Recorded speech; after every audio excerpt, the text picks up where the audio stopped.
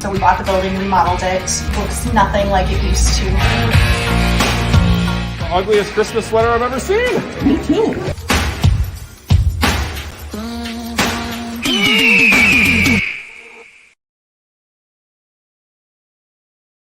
The podcast 31. Are we on, Christina? Yep. Knock, knock, knock, knock. At one of my favorite customers, as I always say, we're at Plantpeddler in Cresco, Iowa, and I have the soon-to-be owner, right? I mean, I can call you that. Your dad is always trying to push you to be at. John's going to own this company tomorrow. He's going to own this company tomorrow. Something like that. Yeah. John Gooder, Chief Operating Officer for Plantpeddler, and we're here for the Poinsettia Variety Day. Yeah. So most people know, especially people that are watching, they know who Plantpeddler, what they do and all that, but maybe we'll get some people that have never heard anything about Plantpeddler. Give me the lowdown on the company. It started in 1980 with your mom and dad, right? Yep. So we're a little over 40 years now. Damn. Started as a kind of a wholesale place, servicing mom and pop shops and our own retail shop. From there, we grew the wholesale business quite a bit, and then with that, we added young plants. So in the young plant division, which is little starter plants for greenhouses across the country, we served, it was 48 states and most of the Canadian provinces last year with the young plants. Okay. And then for the wholesale side, that's the stuff that you see like at the grocery stores. That's at least 7 states that we're servicing now on the wholesale side. So you guys are doing pretty well. Yeah, we're staying busy. I always hear your dad talking about, you guys have gone to Europe for some of these things, right? Have you guys been down to South America at all? Central America? Yep, Central America. So a lot of the young plant side of the company, the stock production is down in Central America. So we did a tour down to Mexico, Guatemala, El Salvador. What was that like? With Mike? It was interesting. I mean, first off, just going to the farms and connecting with people, because we work with them, every day, and it's over the phone or email. Getting to meet them. Yeah, putting a face to it was great. And then we could tell them what we're after and what's working and what's not. And then, just the traveling with Mike is pretty interesting in itself. So you're gonna have to invite me sometime. You think I don't know about that might? Yeah. I don't know if you can keep up. Yeah. Christina will go. I'll stay back. Yeah, for sure. We'll do something remote through a podcast. Tomorrow's a big day for you guys. An annual event that started 12 years ago. Did your dad say, or 10 years? I think when we started, maybe 10 years ago, probably a little more private, 12 years ago, but yeah. Well, and I went to the farm with him earlier, and he was explaining how this was, it started around like a round table with just a couple of breeders, and now it's morphed into something much bigger. So the actual brand, if you want to say, is called Plantpeddler Variety Day Poinsettia Variety Day, correct? Variety. Yeah. Tell us a little bit about what is all going to happen tomorrow. Who's here? Give us everything you can. Oh, here comes your dad, by the way, over here, Chad Underwood. Yeah, well, that's scary. Give us a little bit of what's going on tomorrow. So it's kind of a showcase. So we take all of the different varieties. I think we're close to 160, 170 different varieties that we start from the beginning, right? We get them cuttings in, and then we do the grow out. And then from that point, then we analyze and we look at it. And we open it up to our customers, especially so they can walk through and see, every different thing that we offer in the young plant division and see what it looks like finished. And I don't think a lot of people realize what goes on. So some of these breeders are taking these varieties and they are trying it out in Cresco, Iowa, Mexico City, Mexico, Sao Paulo.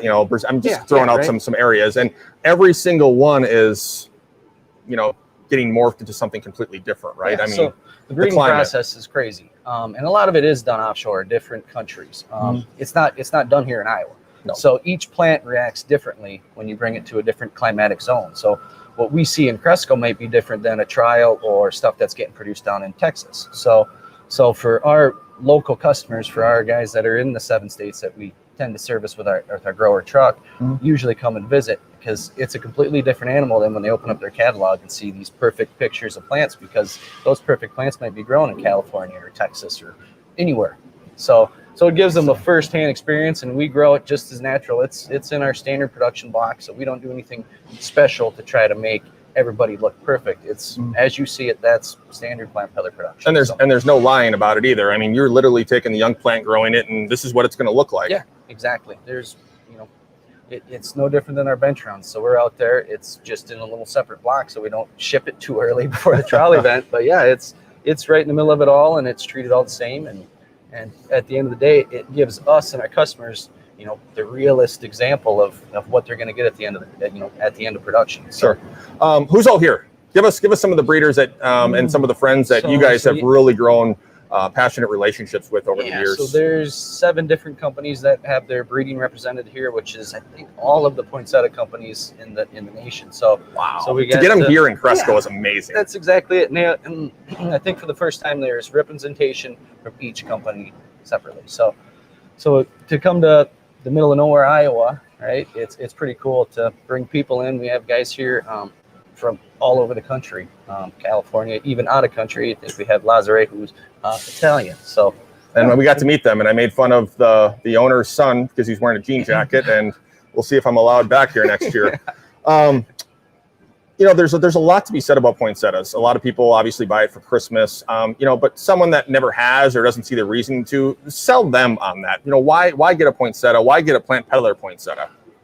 Well, I mean, I think poinsettias is right. It's kind of a staple in Christmas, right? Absolutely, it's no different than getting your tree, and it kind of just have your red poinsettia there with the gold speed on it. It just kind of makes you feel like you're in the season, and 'tis the season. So I mean, that's kind of one of those things. And it's not the old poinsettias that were all cookie cutter the same, or you'd take home and they'd be lucky if they made it to Christmas.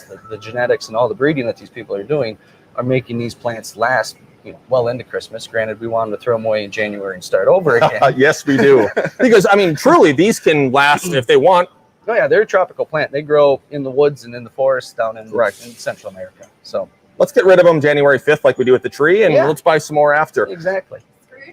Yeah, I've been told that before. We're in the plant business. Yeah. You left your Christmas tree up until like July. I did. And we'll see if this one goes up. Actually, it will definitely go up this weekend. Chief Operating Officer is your title. What do you do day to day? Everything and anything. I wear a lot of hats. I guess, systematically, right? From season to season, I'm doing a lot of the hard goods purchasing and kind of that piece. On the day-to-day stuff is, the logistical side, helping get the trucks loaded and lined up and that piece. And then, we got close to 10 acres or a little over 10 acres of greenhouse. So that's, the facility management part and just keeping the place running and operating and everybody else happy and going is kind of my goal. So. And it's cool that you get to work with family, but you got to look on the other side. What's it like to work with your mom and dad, your dad being president, your mom being vice president? Can it get a little, should I say, feisty at times? It can. We can have our disagreements on some things, but who gets most mad? It's got to be between you and your mom. Rachel. I think Rachel gets frustrated, and she'll just put her head down and grind through. Yeah. I'm just used to it, so I just keep plugging away now. There's give and take, and Mike is always pushing. And, absolutely, yes. And that's kind of where Rachel and I have to step back and say, okay, Mike, this is realistic. And there's times where I got to necessarily pick sides, but it's between mom and between dad, and both of them have their points, so I got to be the guy in the middle now. Is it a democracy? I mean, do you guys make decisions together as a family for the company? Yeah, not just us. I mean, it's a family business, so it takes all of us, and we'll sit down and it's like, okay, this is the opportunity in front of us, or these are the challenges we see ahead, and it's pretty much an open book here, which is, it makes everybody feel like an owner, not just Mike and Rachel and myself. So it's the way it should be. So if you ever cross Plantpeddler, it's on the north side of Highway 9. You'll see that section. You're like, oh, that's it. But you got to go to the back of the actual floral shop, and you got how many acres at W? It's about 2 acres over at what we call the wholesale facility, PPW. And then on the south side of Highway 9, pretty much a block and a half. Yeah, it's not far. If you're by the A&W and Long John Silver's, it's on the other side of Highway 9. To the south of Highway 9. Yeah, and how many acres is here? And this is relatively new. Yeah, so it was built in sections, with the most recent being here in 2020. That was an additional 2 acres on the 6 we had here. So we got about 8 acres on this side of the street and 2 over there. So. What's next? Are you guys thinking about adding some more? Because you guys keep growing. You guys come up with some different ideas. Yeah, I mean, we're at capacity every season we come to.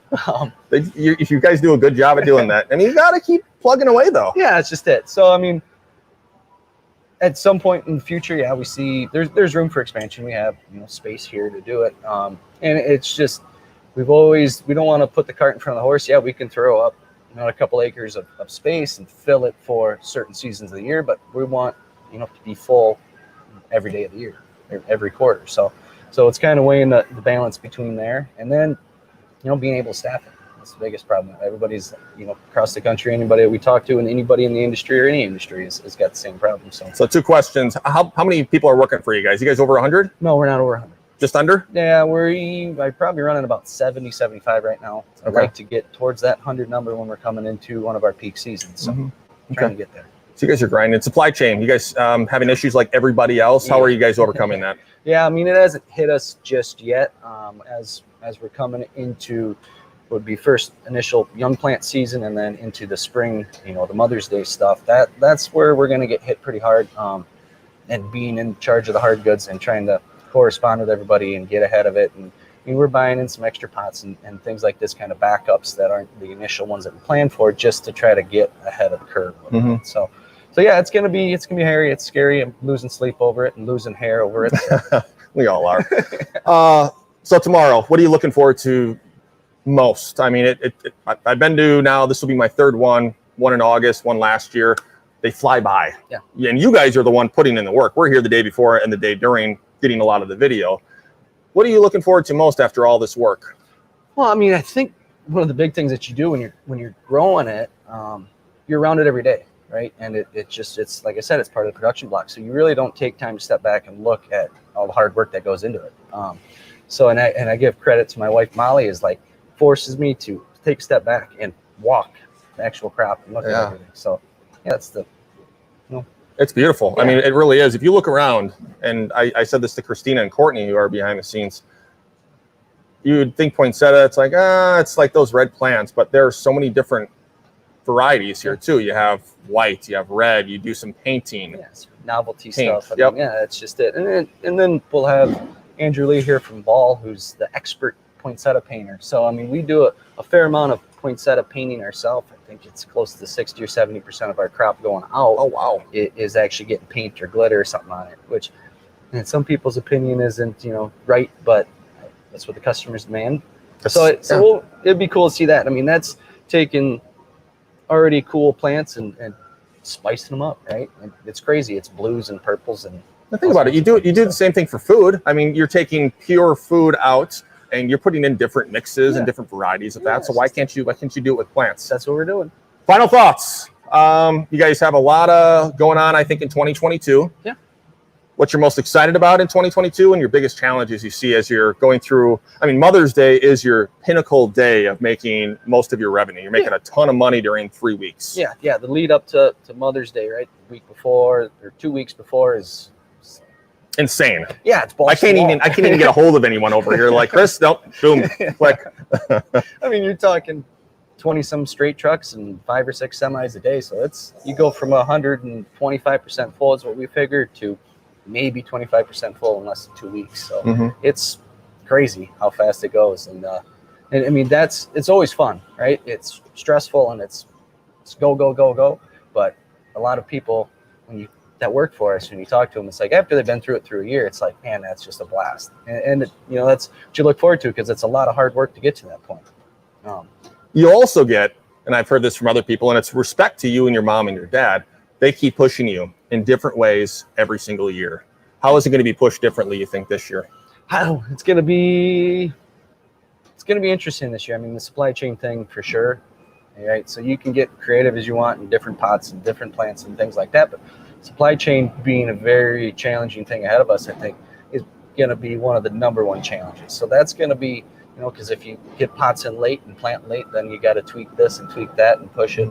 And hopefully, I mean, we always want the best quality plant. So it's whatever we can tweak in the growing recipe to get us to that point. And you take that revenue and push it up, or that profitability. I hear you. One last question. You have 2 kids now. Yep. You're going to keep popping those kids so you have more people working at Plantpeddler, because, again, you're going to reach your dad's age at some point, passing it on to some of your kids. My question is for you: how many more are you going to have? And or is Molly going to let you? You get the fun job. Molly's like, you know what? All right, I'm ready, John. Come on over. Let's have some wine. I think that question varies every day. It's like, all right, little munchkins are, being a pain in the ass. Maybe we're done with 2. But, the wife is like from a really big family, 4 brothers. So you're not done. She wants at least 3 kids. I'm leaning more to it, being from a family of 2 kids. My sister and I. I'm with Christina. 4. Four's the magic If you number. go 3, I'm one's looking going to be at, left how do you out. fit them all in a vehicle at one time. Hey, Bigger vehicle. it happens. You're just going to have to keep adding on greenhouses and everything. Yeah. Fun. All right, John. Awesome. Well, Thanks for thanks for being on here, and good luck tomorrow and for 2022. Yeah, we're excited. Good.